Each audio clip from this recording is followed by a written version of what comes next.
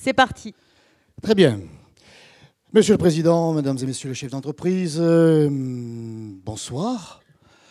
On ne se connaît pas, ou si peu. Eh bien, c'est l'occasion de faire connaissance, et je remercie d'ailleurs le Président de m'avoir invité, et vous de m'accueillir. Je tiens tout d'abord à me présenter. Stéphane Ravier, 50 ans, Marseillais quasiment depuis toujours, adopté par la bonne mère à l'âge de 3 ans, et installé à ce moment-là dans les quartiers nord de Marseille.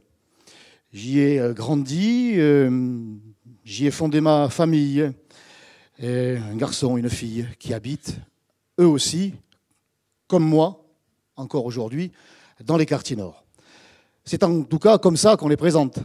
Mais moi, je ne me sens pas un habitant des quartiers nord. Je suis un habitant de Marseille. Je suis un élu marseillais et mon projet, mon implication politique, il est pour Marseille. Ce que je tenais d'ores et déjà à vous dire, c'est que je n'ai pas une démarche revancharde.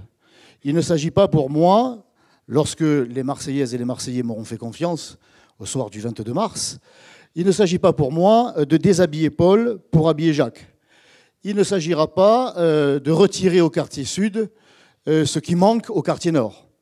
Il s'agira de faire des quartiers nord, mais aussi des quartiers est, des quartiers ouest, eh bien, de les rattacher, on va dire, au quartier sud, de faire de cette ville de Marseille une ville une et indivisible, de recoudre cette étoffe marseillaise qui a été déchirée, divisée, pour qu'enfin on ne se dise plus « je suis des quartiers sud, je suis des quartiers nord », pour qu'enfin on se dise « je suis marseillais ».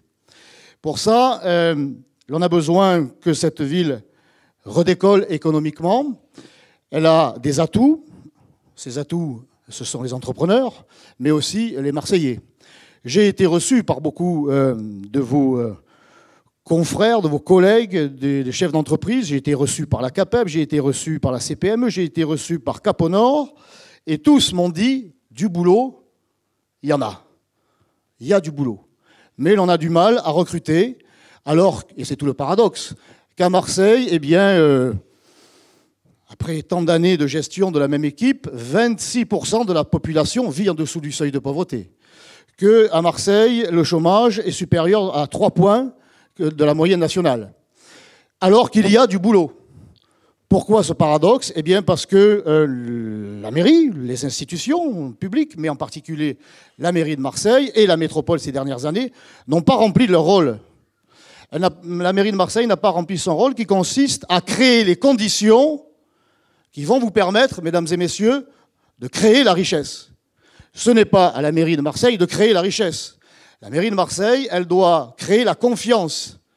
Cette confiance, elle s'illustre par des crèches, des écoles, une voirie, même si ça a été transféré à la métropole, des équipements publics, sportifs, culturels, une fiscalité qui ne soit pas confiscatoire, une sécurité pour tous, qui rassure les familles qui voudraient s'installer à Marseille, qui rassure les entrepreneurs qui voudraient s'installer à Marseille.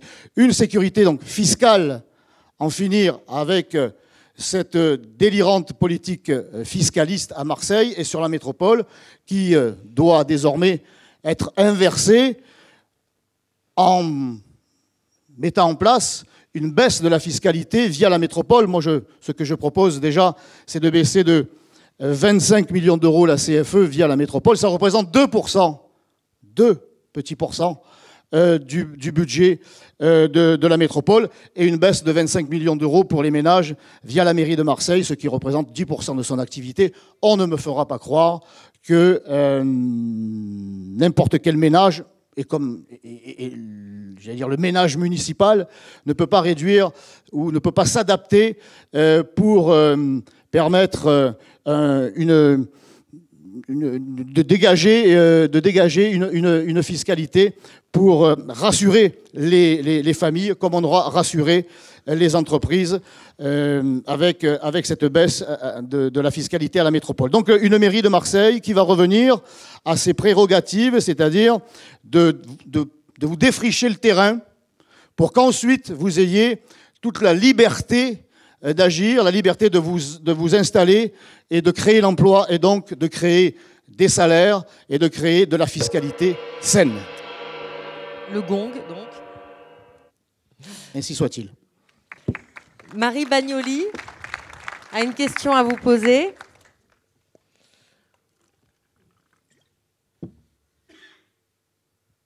Bonsoir, Monsieur Ravier.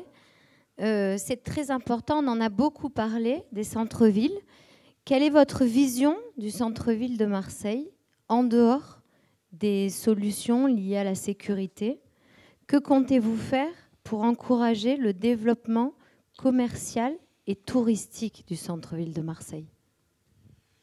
La sécurité, si vous pensez que cela doit être un domaine mis à part, c'est pourtant, à mon avis, la condition première. Sans sécurité, il n'y a pas de liberté individuelle. Sans sécurité, il n'y a pas de liberté économique. On ne vient pas s'installer dans une ville ou dans un quartier qui craint.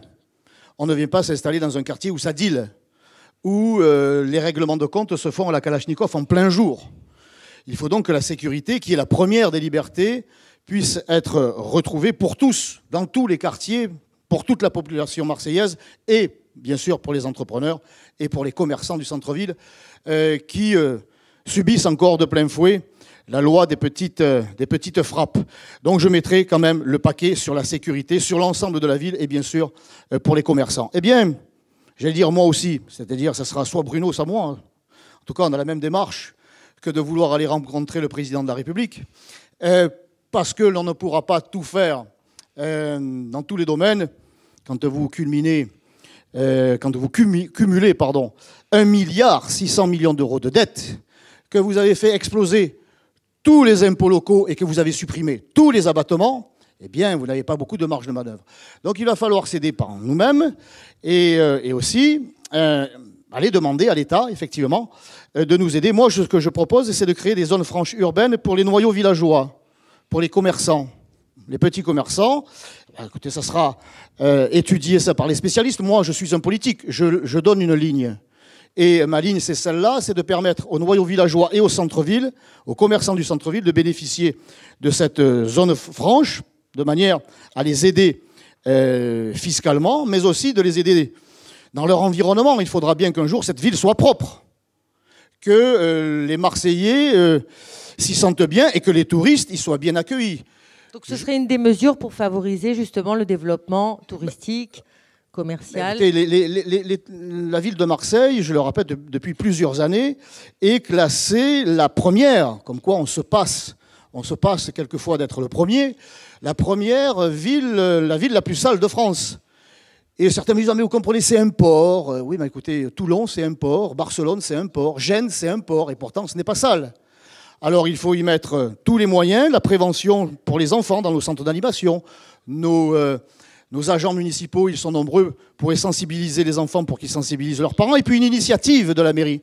Une initiative. Je laisserai à la métropole le soin de continuer son travail, mais puisque nous aurons remporté la ville de Marseille, nous remporterons aussi la métropole. Alors, donc je la ferai fonctionner autrement, mais une mairie de Marseille qui va prendre une initiative, la même que celle de la mairie des 13e et 14e arrondissements, que j'ai dirigée.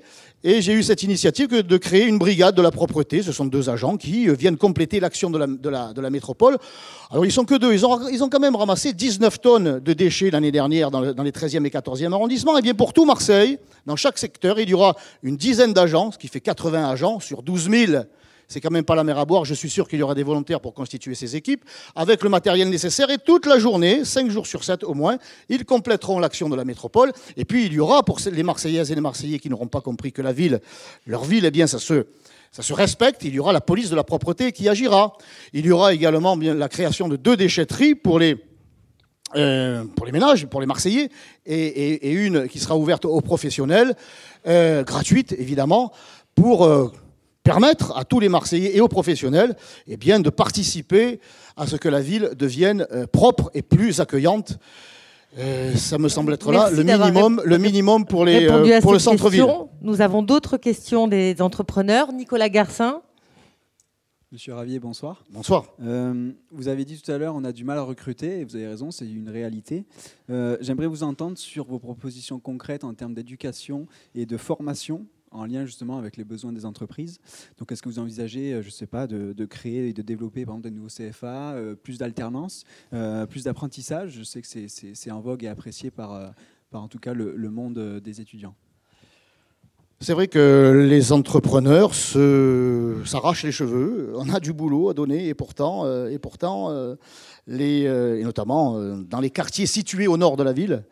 Et pourtant, on a beaucoup de chômeurs, beaucoup de familles en situation sociale extrêmement précaire.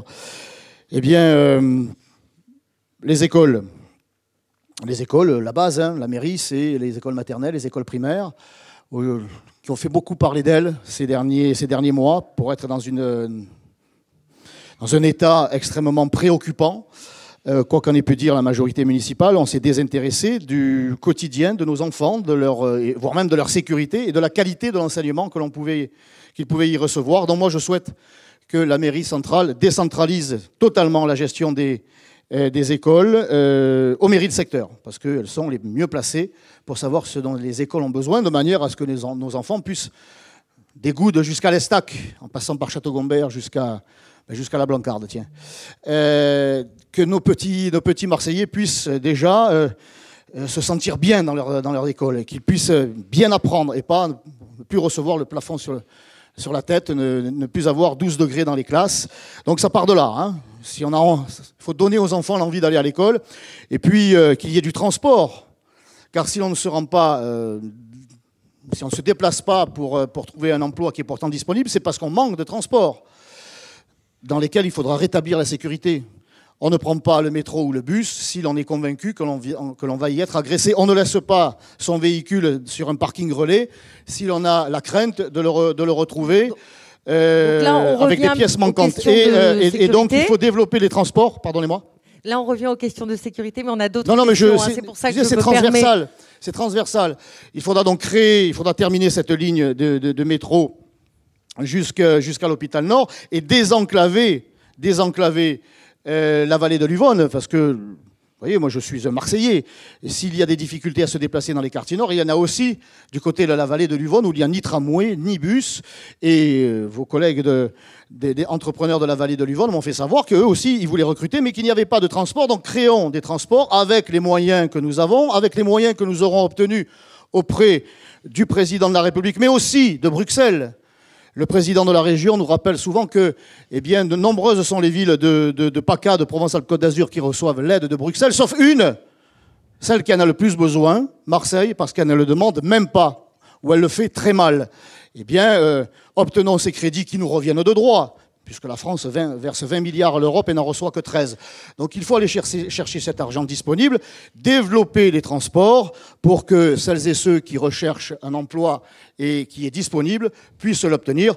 Quant à la formation, je laisse aux professionnels le soin de le développer. Nous savons que cela manque à Marseille, mais je ne sais pas si ça dépend vraiment, si ça rentre dans les prérogatives de la municipalité. Merci beaucoup. Une dernière question de Jean-François Suas.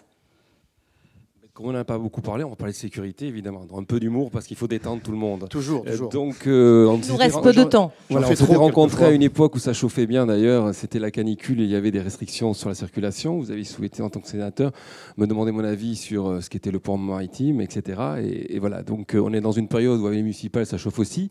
Moi, j'aimerais vraiment vous entendre. On a parlé beaucoup de pollution de déchets. Les déchets, c'est un grand souci pour les entreprises à travers des taxes, etc. Mais moi, je voudrais vous faire réagir sur l'attractivité de ce territoire. Qu'est-ce que parce qu'évidemment, plus on a de pollution de déchets, on ne va pas attirer grand monde, ni les étudiants, ni les entreprises, etc. Quel est du lycée international? Il y a tellement d'idées qui ont été fournies par la Chambre de commerce dans tous ces programmes, etc. Quel serait pour vous, en matière d'attractivité, comment faire venir, on a parlé de phare tout à l'heure ou d'autres, quel est le phare, quel est le geste que vous auriez dans les prochains mois, dès votre arrivée à la mairie, pour rendre cette ville très attractive? Alors dans le sens, évidemment, peut-être de faire venir, je ne sais pas, les meilleurs start-upers du monde, la plus belle université, je sais pas. Voilà, à vous de nous dire, parce que la sécurité, je crois qu'on en a assez. On voudrait entendre parler sur les sujets qui nous intéressent à nous, comment on va faire venir nos collaborateurs, comment on va les garder sur le territoire, avec quels moyens de les attirer. Alors, ce serait juste une mesure, parce que là, il faudrait répondre très rapidement. Je comprends que les cas soient compliqués. Je vais organiser un concert d'ACDC sur le Vieux-Port. Ça va faire venir du monde, je vous le garantis. Non, sur le Vieux-Port.